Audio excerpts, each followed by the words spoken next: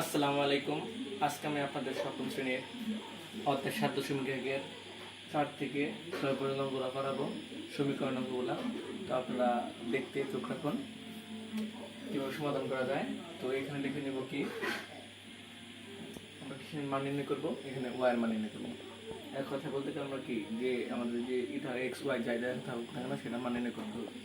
তো দেওয়া আছে কি আমার 7y, আর এখানে দেওয়া রয়েছে কি ওয়াই। তাহলে আমার যেটা চাবে সেটা বাম পাশে নিয়ে আসবো। 7y, এখানে ওয়াইটা আছে, ওয়াইটা এই পাশে নিয়ে আসবো, ওয়াইটা এখানে আছে ধনাত্মক, আমরা এখানে নিয়ে আসলে উল্টা নিয়ে আসলে হবে ঋণাত্মক। আর এখানে থাকবে কত -1। আর এই 5টা উল্টা গেলে কি হবে, মাইনাস উল্টা গেলে কি হবে +5। এখানে তাকান 7y থেকে একটা ওয়াই চলে যায়, তাহলে কত হবে 6y।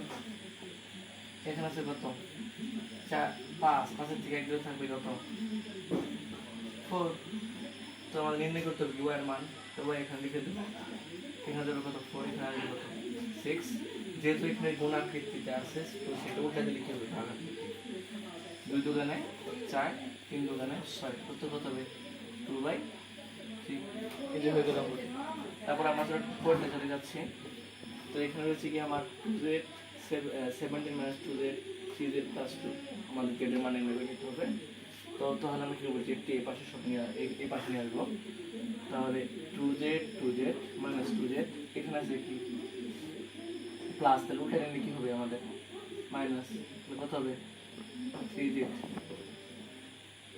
এখানে আছে কি +2, আর 17টা আমরা এখানে উঠে নিব, কি হবে -17। দেখুন তো এখানে -2z আর 3z, তাহলে কত হবে মাইনাস মাইনাস, তাহলে কত মাইনাস, যেহেতু দুটো কি যাচ্ছে চিহ্ন সেহেতু কি হবে প্লাস, 2 আর 3 হবে কত 5, এই যে 5z। এখানে থাকবে কত 17 থেকে 2 চলে গেলে থাকবে কত -15, যেহেতু বড় সংখ্যা একবারে চিহ্ন দেওয়া। তো আমরা কি এর মান নির্ণয় করতে হবে, জেড এর মান নির্ণয় করতে হবে। জেডটা আমরা এখানে রেখে দেবো, এখানে গুণাকৃতি আছে ওটা লিখে হবে ভাগাকৃতি, এখানে দিব আমরা 5, 3 × 5 = 15, উত্তর কত হবে। তবে আমরা নেক্সট এটা আসি। এখানে দেখে নেন যে 13z - 5 = 3 - 2z। তো আমরা জেড এর মান নির্ণয় করে নেব। তাহলে 13z এখানে লিখে দেবো আমরা, আর এইটা উল্টে নিয়ে এখানে আসবে, তো কত হবে 2z। এখানে রয়েছে কত আমার 3, তাহলে এই 5 উল্টে নিতে হবে এখানে, তাহলে কি হবে মাইনাস দিয়ে উল্টে লিখতে হবে প্লাস। তাহলে কি হবে এখানে দেখেন তো 13z আর 2z কত হবে 17z, সরি 15z, মিস্টেক হয়ে গেছে 15z। তো 3 আর 5 কত হবে 8।